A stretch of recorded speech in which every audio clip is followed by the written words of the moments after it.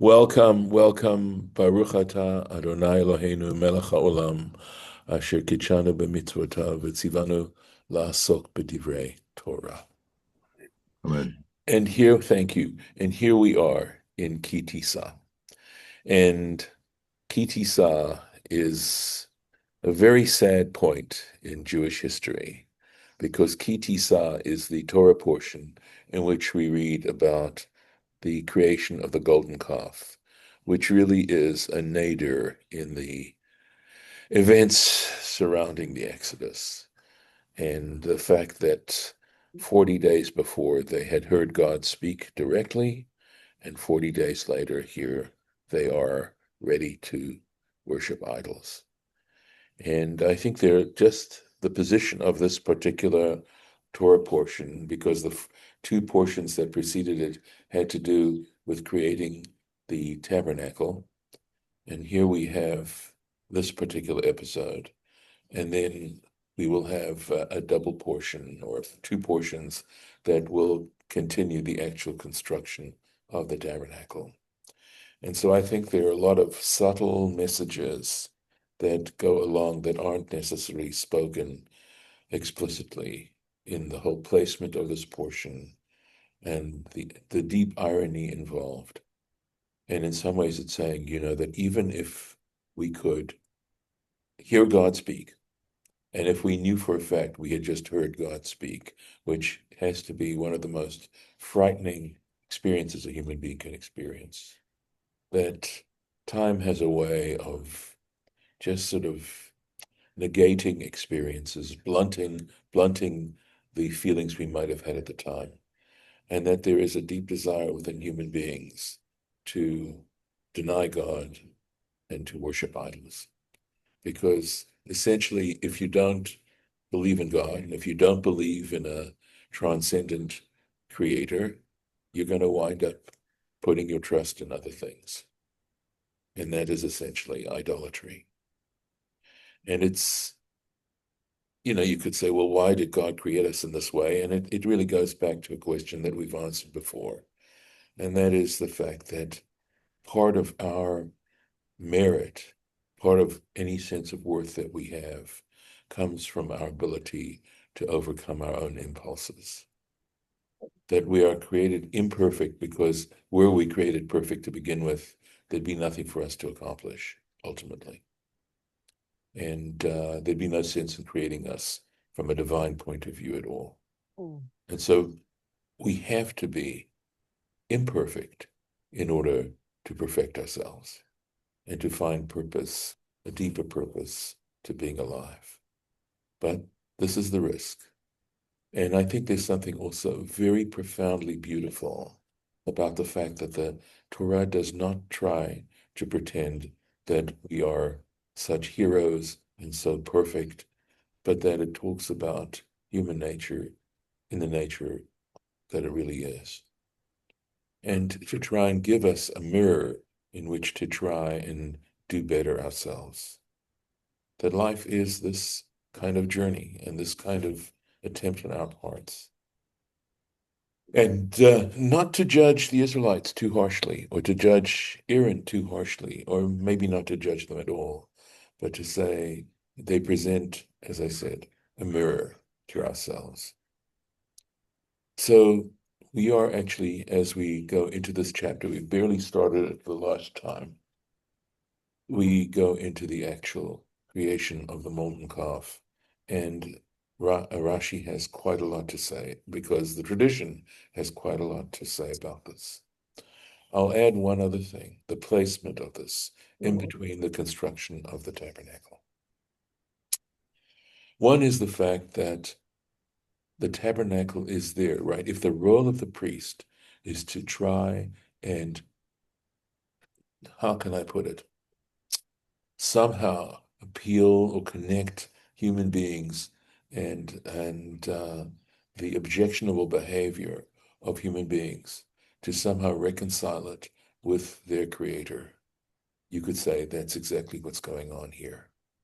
That the tabernacle is there in order to try and aid human beings in finding atonement and forgiveness And so that putting this particular story, which represents the antithesis, right, of such behavior, right there, smack in the middle, is actually a profound lesson that we should never give up hope that we are capable of redemption. No matter how low we go, there is that possibility. And because when you give up on that possibility, then you'll do anything. You'll do anything. But if you feel that there's a real hope there, you can do it. And you can overcome these things. And so that's part of what's going on here as well. And that's why this particular section is just there and to try and teach us something so valuable in terms of ourselves. So, with that, I'll go into the text itself. So, Vayitparku kol ha'am et nizmei hazahav, and all the people removed the nose rings of gold, asher be'osnehem. But interestingly, here, nezim must mean more than we must be able to translate it as earrings because osnehem means their ears. But the word nezim is definitely related to sort of the openings of the nose, right? The nostrils. So it must mean both, right? Because we know that in the Middle East they do wear nose rings. It's a custom. But vayavi'u el Aharon, and they brought them to Aaron. Let me go back one verse because I want to check something here. Yes, let's go there. So here, the verse before, because it relates to the verse we just read. Vayomer Alehem Aharon, Aaron said to them, Parku nizmei hazahav, right? Remove, now here it is, okay? Remove the rings, the gold rings, asher be'oznei neshechem, which are in the ears of your women. B'nechem u'v'notechem, your sons and your daughters, v'haviu elai, and bring them to me. Now, he doesn't say to them, notice please, that he doesn't say to them, remove your rings, but the rings of their wives, their sons, and their daughters. And it's quite possible that Aaron was thinking that there might be a great objection on the part of the wives, the sons, and the daughters of having their jewelry removed. In other words, he was trying to see what he could do to delay and prevent this from happening. And that's why he told them that. Right. And we'll see that Aaron tried a number of delaying tactics in the hopes that Moses would show up, because remember that what happened was they thought Moses had disappeared, never to return. Right. So Aaron was hoping that Moses would in fact return. Right. So let's keep going here. Right. Vayit parku kol ha'am nizmei hazahav asher b'oznahem. That's the verse we just read. Right. But here it says, notice it says in their ears. They didn't take off the earrings. In other words, it's quite possible that their wives, their sons, and their daughters did object. And when they objected, they were happy to take off their own. Yes, Judith. Judith, can you unmute? Sorry. That's okay. I just learned in the last Torah portion, Moses' name is not mentioned.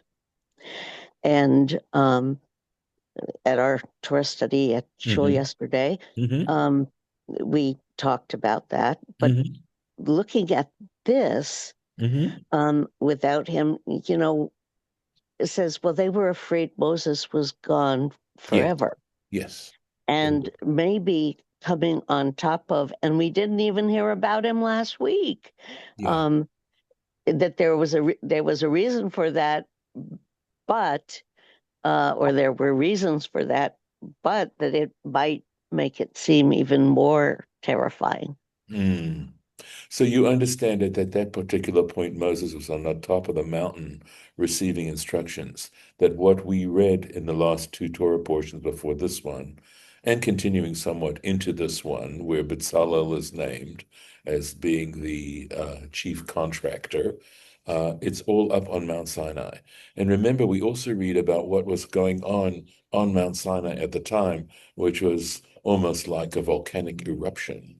And then Moses is up there, so that it's quite possible. It's not like there weren't reasons, other than the fact it was really the delay that Moses had said that he'd be back a certain period of time, and he was not counting the day on which he went up the mountain, but they were. So when he didn't show up 40 days later, they got worried because they had miscounted the number of days. And of course, there's a very serious lesson involved in that, too, in how, mistakes can lead to very awful consequences. But the reason why Moses isn't mentioned in those previous portions is because it's understood at the very beginning that God is giving these instructions to him regarding the construction of the tabernacle. And I don't know if I'm really answering your question, but I understand the significance of what you're saying. That in some ways, from a literary point of view, it underscores how they felt that he wasn't around. At any rate, here we're reading the degree to which they were willing to give up the gold, their own jewelry, in order to do this, right? Let's take a look. Why didn't Aaron stop them? That's a very good question.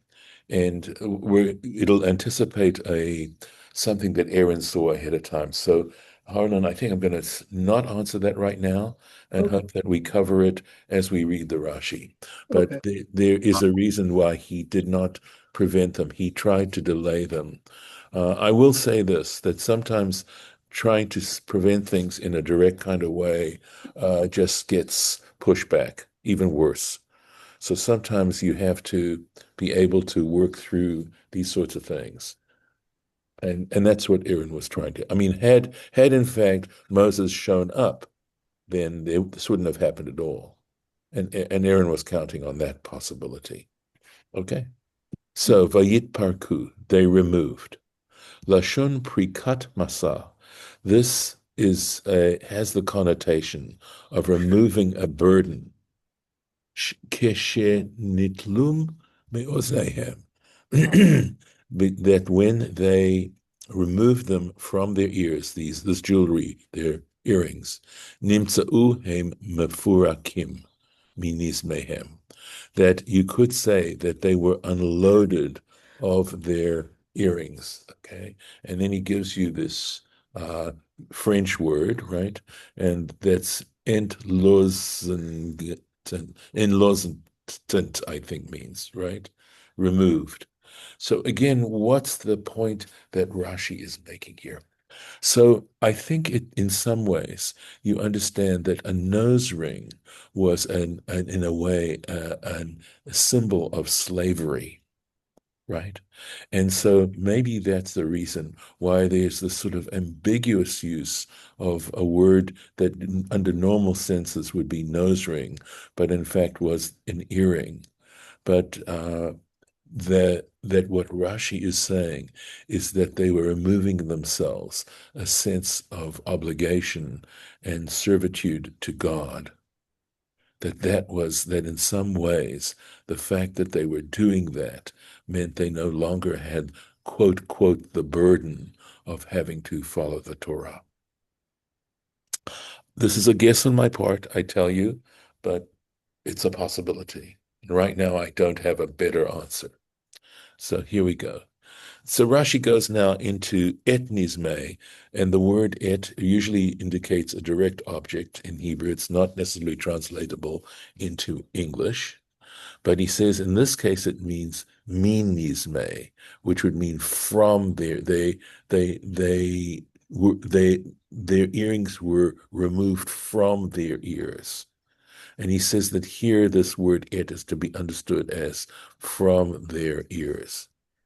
And he says, another example in Exodus chapter 9, Ketseti et hahir, when it says, when I depart the city, which means when I depart from the city.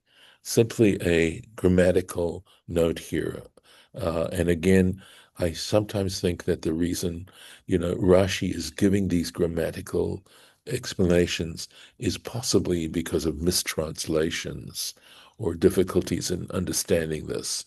And I do believe that one of the reasons Rashi undertook this particular project of his was that he wanted to make sure that Jews who did not have an opportunity to get the kind of education at a yeshiva where they'd be studying Talmud and Midrashim, etc., but to be able to, as it were, a Reader's Digest version of this particular material.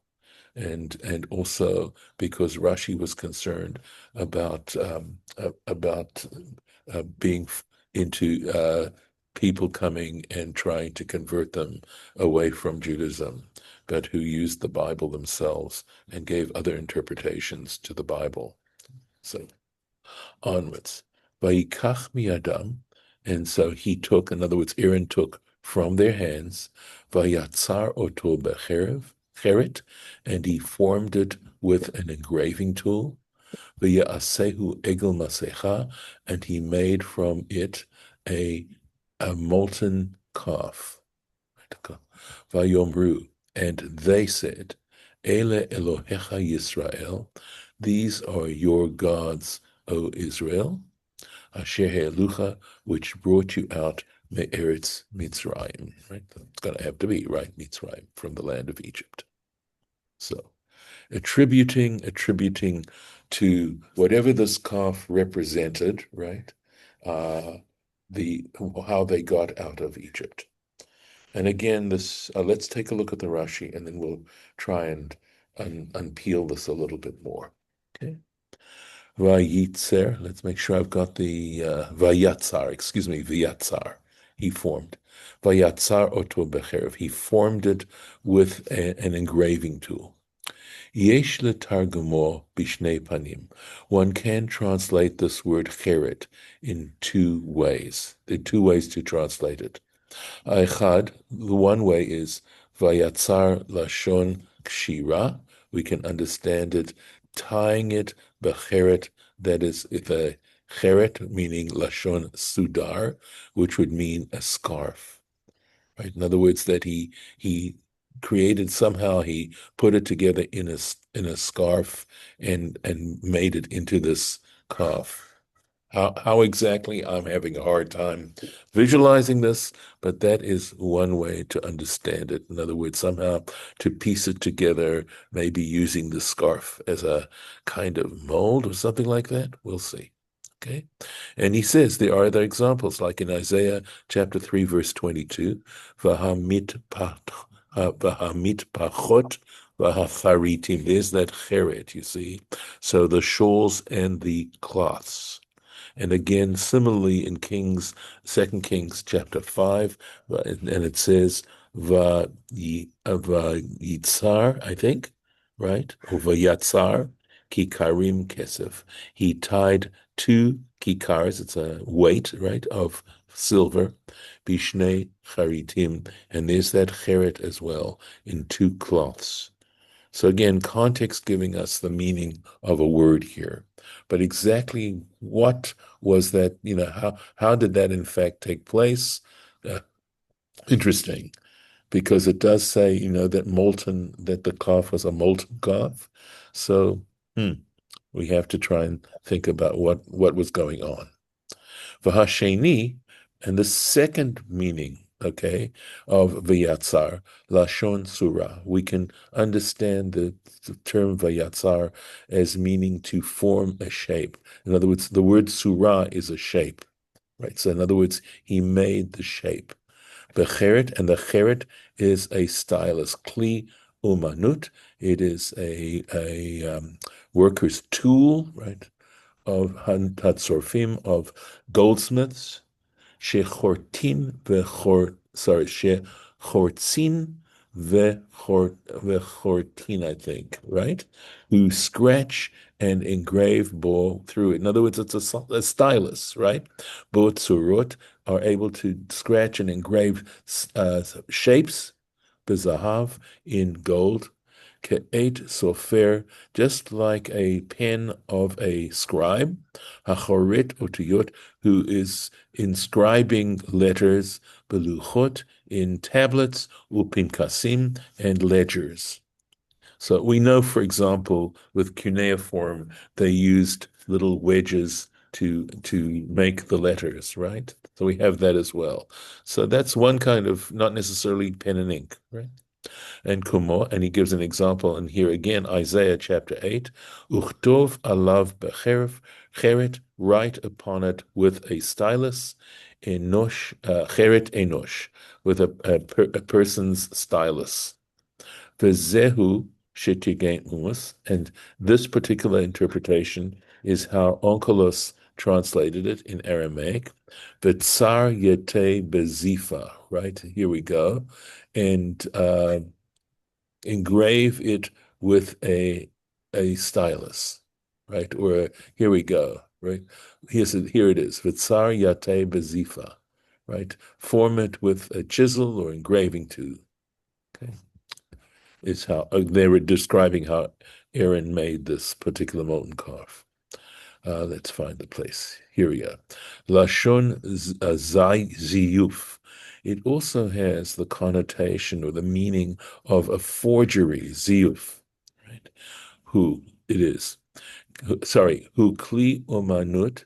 In other words, it is again a tool, shechotzin bo bazahav, in which one can scratch in gold, otiyot, letters, ushkedim, and a shaked is an almond, but it can also mean, these particular symbols, etc. Shekorin belaz, which are known in French, this process as nil, right? Engraving. Grob stichel in the and a grob is like a groove, right? So and this way they forge al yado chotamot. They can forge signatures in this particular way. Egel masecha, a molten calf. Kevan shehishluchu laor. The moment they took this, right? So maybe the scarf means how he collected all the gold in the scarf, and just simply that's what it's saying there, right? And then he took all this gold and he cast it into a furnace, all right, to the fire in a furnace. Ba'u machashve Erev Rav, and the sorcerers from the Erev Rav, from the mixed multitude, she'alu imahem Mitzrayim, which went up with them from Egypt, asuhu bakshafim, and they made it, right, with their sorcery. In other words, he threw this gold into this pot, this furnace, etc. It melted, and then these sorcerers who were amongst the mixed multitude came and used this sorcery to turn it into a calf. V'yesh omrim, and there are those who say there's an opinion. So some say it was these sorcerers, and some say Micha Haya, that it was Micha. And this Micha, okay, Micah, is not the Micah of the prophet, and he's not a Micah also mentioned in the book of Kings. This is a Micah mentioned in chapters 17 and 18 in the book of Judges, right? Mikahayasham, I'll tell you more about it in a little bit, why they thought it might be him, that he was there. Shiyatsa mitoch dimuse binyan, and because he was able to escape from the, I would say, the foundations of a building, shinit ma'ech bo b'Mitzrayim, where he was crushed in Egypt. V'haya biyado, and he had it with him, Shem v'tas, he had an amulet and a plate, shekatav bo, on which Moses had written, Moshe, ale shur, arise ox, arise ox. V'ha'alot arono shel Yosef. So this is giving a lot of background in order to bring up the coffin of Joseph, mitoch Nilus, from the Nile. So this, of course, assumes another story, right? Because Joseph told his brothers, etc., his family, when he was dying, that that he would go up with them from Egypt when God redeemed them ultimately. And what happened was, in order to prevent that prophecy from taking place and perhaps to stop them from leaving, Pharaoh threw that coffin into the Nile so that it couldn't be found. And so Moses, before they left, had to be able to extract it. And this is how he extracted it, through the use of this particular amulet, right? And the reason why he said, arise, ox, is because Joseph is compared to an ox, okay, to an ox. So at any rate, this came, here's something good that gets used for something bad. So v'hishlicho letoch hakur, and so Micah took this amulet and he threw it into into the furnace, v'yatza ha'egel, and the calf emerged. So just a little bit more background on Micah. I'm going to go to see what I can do to go to let me find it, Judges 17. So this is what it says there. One sec. I'll just read it to you. There was a man in the hill country of Ephraim whose name was Micah. By the way, of course, Ephraim was one of Joseph's sons. He said to his mother, the 1,100 shekels of silver that were taken from you, so that you uttered an imprecation. In other words, his mother had found a lot of silver, right? 1,100 shekels stolen from her, and so she uttered a curse on that person, that you repeated in my hearing. Micah, of course, speaking to his mother, I have that silver. I took it. So his mother says to him, blessed be God, blessed of God be my son. In other words, to undermine the curse she had uttered. Okay. He returned the 1,100 shekels of silver to his mother, but his mother said, I herewith consecrate the silver to God. Sounds good, right? Transferring it to my son. And here we go, to make a sculptured image and a molten image. I now return it to you. So again, this gets into interesting things, right? That people think that using a molten image to somehow serve God is appropriate, and the Bible, of course, is against fetishism, right? So it talks about, so when he gave the silver back to his mother took 200 shekels of silver and gave it to a smith. He made of it a sculptured image and a molten image, which were kept in the house of Micah. So you see here, okay, I mean, there's more to this story, obviously, but you can see here why they would think that Micah would be the one who did this, because we have the story in Judges that in so many ways parallels what's going on here. Let me see if we should, okay, let me see here, okay. Let me stop here. I'm going to stop here and we'll pick it up next time we meet, okay? I have a big question. Sure. So the question I have is, I've always had a difficulty understanding why it needed to be and why Aaron was the one who was the actor here. I mean, you have now named a couple of other people who also participated in this act. Why was it that he himself cast the golden calf? Did he feel that he didn't want to lose control of the people? He wanted to maintain leadership and do, but it's kind of a tail wagging the dog type of thing. Um, if these other people stepped in, it's one thing to like, okay, step aside and say, well, I couldn't stop them, but so this happened, but to take an active role in it himself, I don't understand. Well, Yeah. either, Okay. So this is the question that Harlan was asking earlier on, and I may have to keep you in suspense until the next time when we will see. It says Vayar al Aharon, that Aaron saw, okay? And the question is, what did he see? And in the Rashi, we read about the various things he saw. that made him feel it necessary for him to do what he did. Okay. And Well- that the reason to answer your question on one level, Jocelyn, is that the fact that he took control of it meant that he now was in control of whether or not, he could delay this from happening. In other words, he tried to do it as a delaying tactic. And in fact, Rashi answers that question too, had he given it to others to do. Yeah, Harlan? Yeah, Rabbi Scoff told us that Aaron was so scared that he would get killed because there's 2 million people there.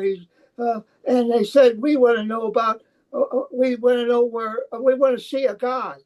And he was scared because if they didn't do what he wanted, he didn't do what they wanted, they would kill him. That's one Yes. theory. I don't Well, know. you have a good memory, and that is in fact one of the things that Aaron saw. So you robbed me of the possibility of keeping you in suspense, okay, which is fine. So the thing, since you already brought it up, Aaron actually saw how his brother-in-law, Hur, was murdered. He saw Hur, who tried to stop them being murdered. And when he saw that actually happened, that was one of the reasons why he went ahead. But there are other reasons as well, and I do want to leave them for next time. Okay? So with that, I'm going to stop the recording.